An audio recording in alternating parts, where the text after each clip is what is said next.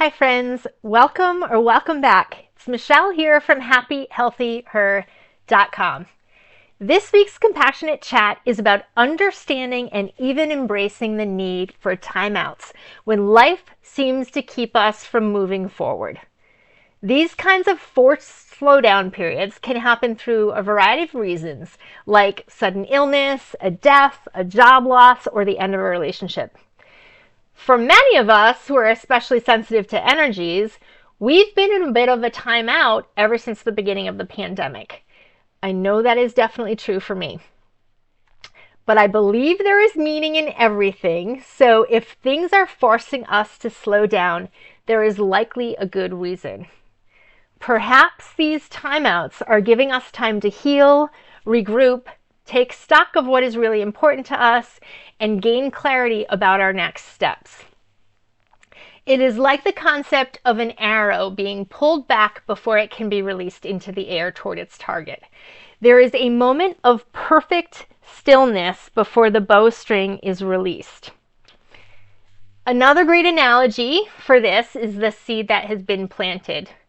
We may think we are being buried when really we are being planted and nourished so that we can bloom when the time is right. On an even more macro perspective, everyone needs periods of greater rest and renewal so we can most effectively grow and evolve. Those slower times are built into the energies of our natural cycles. Things like the seasons or even numerology of each year has a different energy and an ebb and a flow. So, for instance, fall and winter in the Northern Hemisphere is supposed to be natural times for slowing down. So if you are slowing down right now, you are right on cue. Astrology also has natural cycles to it. And there are years when certain signs are being slammed by the heavier, harder energies. I think we all know this intuitively, that some years are easier than others, but the value of honoring those cycles of energy isn't easy to embrace in a society that has historically valued productivity over all else. This finally feels like it is shifting as many of us are rebelling against the demands of the hustle culture. Breaking that pattern of doing and just allowing myself to be is something I've been actively working on ever since my divorce 8 years ago. And it is honestly so odd to me how long it has taken me to settle in to this reality. It also represents, though, how hardwired that belief has been in my psyche. And I know it is for many of you too. But the truth is, for optimal health and growth, we have to embrace the notion of slowing down when needed. And often, the universe will put us into forced timeouts. So here's my current timeout story. In the last compassionate chat of 2024, I mentioned that I'm moving into a number 1 year in numerology, which has the energy of new beginnings and lots of opportunities.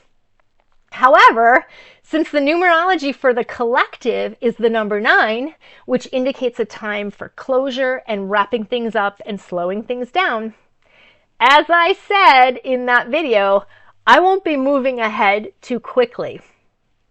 Well, that statement proved to be painfully true because on New Year's Eve, I started to feel sick and I canceled plans with my sweetheart and ended up crashed out on the couch watching TV. Then on New Year's Day, just to be safe, I took a test and I ended up testing positive for COVID. I was knocked out with nonstop runny nose, fatigue, brain fog, endless coughing for a full 2 weeks. But the cool thing is this period, this downtime, has been filled with signs and lessons and energetic support from the universe, and it has been so wild what I've learned that I just really wanted to share this with you. So here are just a few of the things that has happened in the past 2 weeks. I rarely have the attention span to watch movies, but because I was so exhausted, it was all that I had the energy to muster. So like in the past, I would be scrolling through TV, reading something or watching something on my phone or searching for things online or paying bills or doing something else while I'm watching TV. Well, no, I had no bandwidth or brain power to do anything but veg. And I found that that was actually really important. I mean, it was a valuable lesson too, that like you really need to immerse yourself sometimes in an art form like a movie to get the full messages, to get the full impact, and even just to rest. So on New Year's Eve, I ended up on Amazon Prime Video, and there was this alert saying that the movie Breakfast at Tiffany's was leaving the platform at the end of the night. And I was just so floored because just a few days prior, my partner and I were watching TV, and there was a reference to Breakfast at Tiffany's. And I mentioned to him that I really wanted to see that movie because I had never seen it somehow in all of my 50 years. And then lo and behold, here's the movie telling me, you got to watch me right now. So of course I did. I laid down and watched, and I have to admit, I was absolutely stunned by the plot of the movie because I had this really false preconceived notion that it was about shopping at Tiffany's. It was about a socialite and with a lot of money, and that could not have been further from the truth. What I actually gleaned from Holly Golightly, Audrey Hepburn's famous character, and the general themes of the movie was that there was a focus on safety and freedom. And Holly Golightly's character actually says that she does not want to be a caged bird. But then through her actions and her beliefs on money equaling safety, what you find is that she has herself put herself in the cage. And I mean, what a profound message, especially for me, who is also often been fixated on safety and freedom as a part of my feeling good and feeling complete.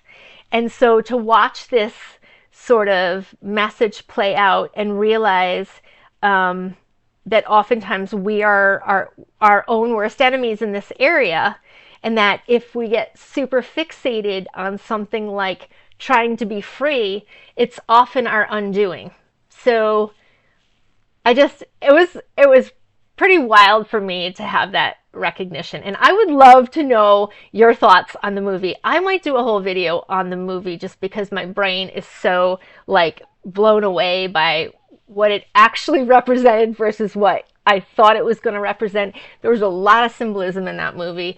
There were a lot of subplots and a lot of different themes. So let me know if you've watched it and what you think of it. So later, I got into documentary mode, and I ended up watching I Am Celine Dion, and the next day watching Pink, All I Know So Far. So this is two pop icons, amazing women, talented artists and vocalists and performers, but they could not be more different. The energy of the films, the themes of the film, totally different. And just to the point where, and yet there were some commonalities, so we'll get to that in a minute, but it was shockingly the energies between the two, how much they affected me. So with Celine's movie or documentary, I was not aware how very sick she is. She has an extremely rare condition called stiff person syndrome, where as an energy person, what I can see is she's like a woman trapped in her body, and her body is no longer working. And it's so painful because what I see is her way out is surrender and release and ease, and it's the exact opposite of what she's doing.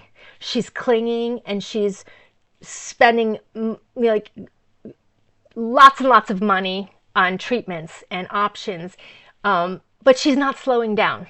She's trying desperately to get back in the studio and to sing more and to perform, and she kept saying she wanted to be back in front of the audience. And it was painful to see someone who has chosen essentially fame over their own well-being and even the well-being of their family, because she has boys and she's so focused on getting back to the stage versus getting healthy for herself and for them. Painful, painful thing to watch, and actually somewhat traumatic. A lot of what it was shown, I was kind of surprised. Very painful imagery, but it was teamed with the beauty of her life and her performances and her skills, and she is arguably one of the most amazing vocalists of our time. And I think she realizes that, but cannot just rest in that legacy. She just keeps pushing herself to try to get back. In contrast, you have Pink, who has this light, buoyant energy. And Pink is also a fantastic vocalist, but you would never know that she even sings based on the documentary, because the documentary is so much more on her performing, because she has such an amazing choreography and she works really hard to do the dance moves, and she's acrobatic. She's like hung up in harnesses and flying through the audience, and she's so brave and so just unbelievable, actually, and fun. Like, I mean, she has a great energy and she seems to really love her life and what she's doing. And you get to see her alongside her husband, Corey Hart, who's a sweetheart, and her adorable children, who are so free-spirited, and because she allows them to be. And it's actually, I mean, I highly, highly recommend that. Pink, all I know so far, it's so good. It made me feel so good. But here's the rub. Here's the major lesson that both documentaries, as different as they were, had. Both of those women, as absolutely astounding as they are, they exhibited self-doubt, talked about having self-doubt, talked about their extreme perfectionist tendencies, and their desire to be loved by the public, their need for that. And I mean, I think that's a lesson to all of us, because I think so many of us struggle with those themes of perfectionism and never being enough and pushing ourselves to the point of illness or exhaustion, when really we should be falling into ease and joy and surrendering into who we are and how we are, and not worrying so much about what everybody thinks about us. But isn't that the rub of being human? It's not easy. And I think that that's one of the cool things about documentaries, is you see some of the common themes of being human. So that was cool. I got a lot from that. And then, of course, I got messages from other sources. I have mentioned before that I'm kind of addicted to tarot readers here on YouTube. There's so many really talented readers. And on top of that, my belief is Spirit will give you messages in whatever way you will receive them. So if I'm watching tarot readings, it gives my spirit team a pretty direct outlet to give me my messages. At least that's how I see it. And oftentimes I get some really profound messages from these readings. And the big messages for this last couple weeks that I've had were super consistent, and they were all about timeouts. They were all about a need for timeouts in particular. So some were specific to my astrology of Cancer. And if you are a Cancer, you probably have heard that we are in a little bit of a slowdown timeout period until the middle of the year. And then things are going to get kind of wild. Supposedly, we're going to have some really cool stuff, some really great stuff. This is not untrue, though, for a lot of the signs, because especially right now with Mars being retrograde, Mars is the planet of action. So when a planet is retrograde, It's moving backward theoretically. And that means a slowdown for any moving forward action. So timeout period is like on for really everyone right now. Slowing down is important for everyone. And I got at least probably 5 different validations of that same statement. So I love my reputation. Sometimes I need to hear things more than once. And this was very, very clear. I also pulled my own oracle cards and tarot cards. I pull them every day in the morning for messages and sometimes at night, depending on what I need. And I had 2 in a row that were specifically different decks, different wording, but they were specifically on divine timing and specifically surrendering to the timing at hand. So I share that again. This might resonate with you too. I suspect it probably will, because I think a lot of us are in this period of surrender and release as we kind of ease into the new year. And then I actually took the downtime to clean out all my drawers in my closets, shred old bills, and just get really organized. And I think that is a powerful thing to do anytime we get forced into timeout. Anytime we're in a slowdown, it's like, what can I do with my lower resources? And you just do small, not so thought-worthy, not thought-intense activities. Cleaning and any of those little projects that you constantly put off, it's a good time to kind of dig away at them. So then when you are ready, when you are feeling your best, you're going to be really raring to go. So I did that. Feels awesome. I am ready. When the universe is ready for me, I am ready. So just as some background, I've experienced these kinds of forced timeouts my entire life. As a sensitive kid, someone who was often getting sick, I had loads of throat infections. And so I was often having periods of slowdowns and being sick, like I said. And also, as someone who's been diagnosed with autoimmune conditions in my early 20s, those have also sort of progressed and gotten worse during times of stress, during times when I needed to be put into a timeout so that I could preserve my health, and sometimes even my sanity.